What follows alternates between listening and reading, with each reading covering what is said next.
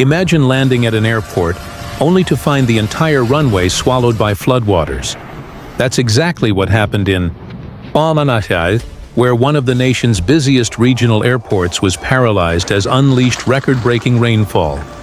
Streets turned into rivers, cars floated away like toys, and thousands of families rushed to higher ground. This wasn't just another storm. Meteorologists recorded more than 5 inches of rain in a single hour, the heaviest downpour since the late 1970s. Rivers burst their banks, neighborhoods were submerged, and emergency sirens echoed through the night. Authorities raised evacuation alerts to their second highest level, urging residents near cliffs and waterways to leave immediately. But here's the chilling part. September is peak typhoon season in Japan, averaging 5 major systems each year, and this storm struck with terrifying speed. If a modern airport can sink underwater in just hours, what chance do ordinary homes and roads have? This disaster is far bigger than it looks.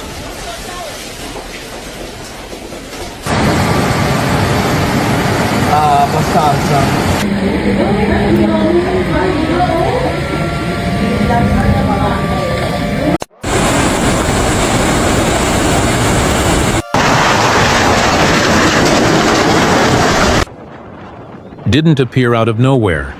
It began as a low-pressure system brewing over the warm waters of the E, fueled by unusually moist tropical air. As it intensified, the storm gathered energy and quickly transformed into a powerful typhoon, tracking straight toward its Pacific coast.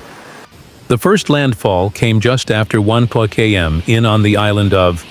From there, the storm hugged the shoreline, moving northeast along the coast. By 9 a.m., it made landfall again in unleashing torrents of rain and lashing winds that toppled trees and power lines. This wasn't just a passing storm, it was a moving wall of water and wind. Meteorologists noted that the storm's structure was unusual. Moist air from the pressure system collided with the typhoon's circulation, feeding rain clouds that spread far beyond the storm center. That meant places hundreds of miles away. And even into we're now in the danger zone. By mid-morning, radar showed rain bands stretching eastward, signaling that the worst was still to come.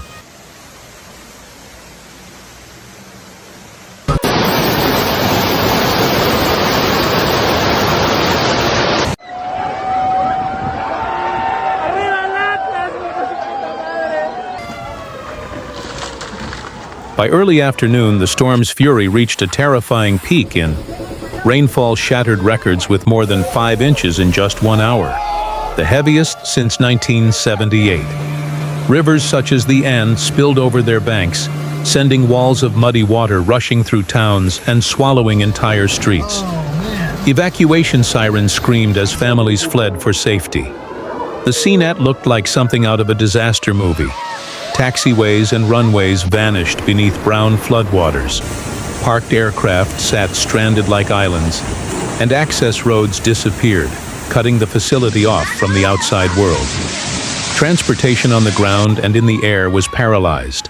Meanwhile, powerful winds tore through the region, toppling utility poles, plunging communities into darkness, and sweeping cars away as if they were paper boats. Landslides roared down steep hillsides, threatening to bury homes. Local officials raised evacuation alerts to near maximum levels, urging residents not to hesitate. This was no longer just a storm, it was total chaos, and the danger was far from over.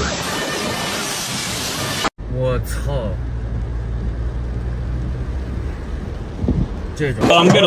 Oh, fuck! ถนนขาดหมดแล้วที่บ้านแม่ปูล่างที่หัวหน้าเคยมาทำงานแต่ไม่รู้สะพานจะ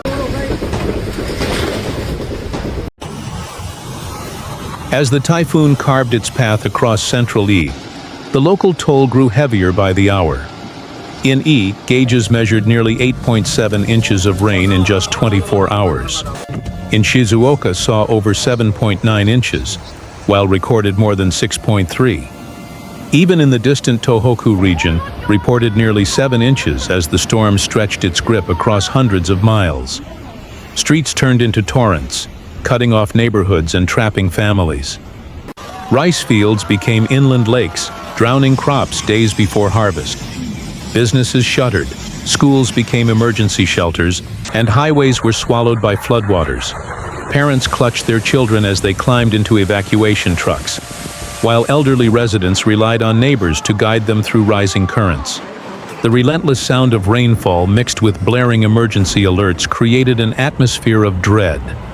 For communities in Shizuoka and beyond, Typhoon number 15 wasn't just a storm.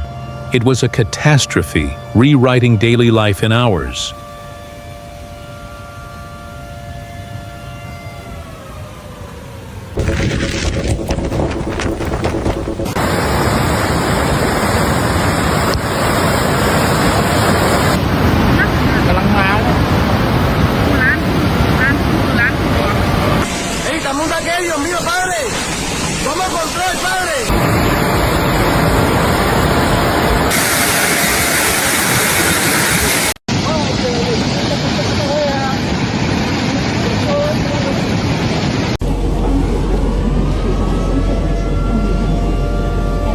What began as a coastal disaster soon spread far beyond.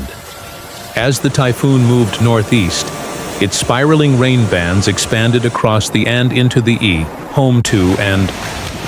By late afternoon, rainfall rates topped 2 inches per hour, overwhelming storm drains and flooding city streets within minutes. Commuter trains halted, subways closed, and millions of people were stranded in one of the busiest urban corridors on Earth. Meteorologists warned of linear rain bands, long, narrow corridors of intense rainfall that can stall over the same region for hours, doubling or tripling totals in a single evening and triggering flash floods and mudslides without warning. In and residents watched rivers swell dangerously close to levee tops, while urban rivers in Tokyo overflowed into parks and shopping districts. Even the normally cooler Tohoku region, hundreds of miles north, felt the storm's grip as frontal systems pulled in tropical moisture. This was not a localized disaster. It was a massive weather system, putting nearly half of Japan's population at risk.